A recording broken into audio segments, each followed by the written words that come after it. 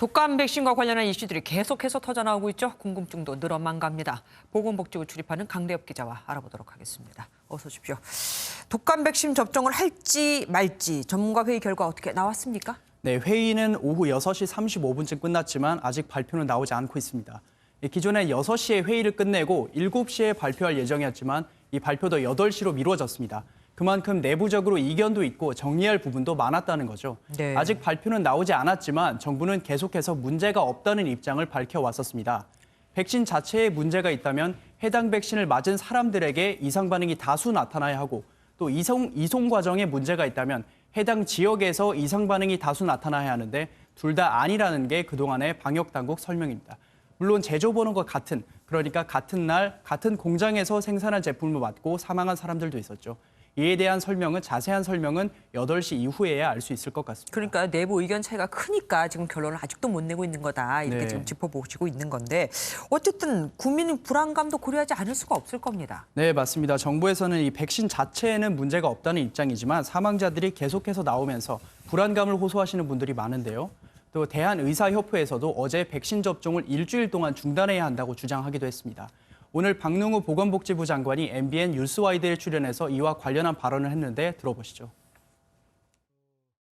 의사협회는 이제 일선에 있는 기업이들 중심이니까 일선에서 들리는 현장의 목소리가 불안해하는 것을 많이 접해서 그러라 저는 생각을 하고.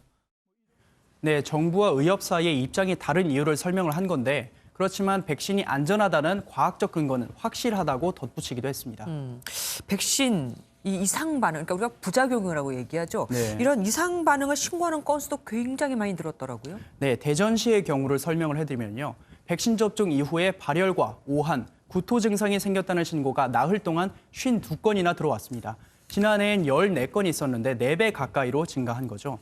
네, 52건 중에 2건은 사망하신 거고요. 나머지 50건은 병원에 들러서 검사를 한 뒤에 당일 또는 다음 날에 퇴원을 하셨습니다.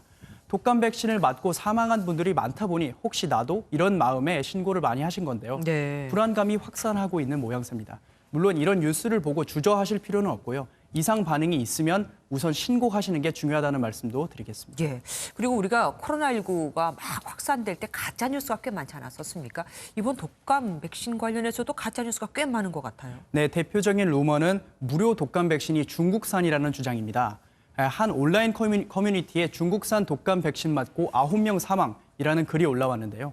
백신이 중국산이라는 확신이 든다면서 정부가 이익 사업으로 진행한다는 겁니다. 또 한 SNS 페이지엔 정부가 중공으로부터 3천만 명분의 백신 수입을 결정했고 강제 접종시킨다는 주장도 떠돌았습니다. 네, 하지만 전혀 사실이 아닙니다. 올해 무료 독감 백신 사업에 참여한 제조사와 수입사는 7곳인데요.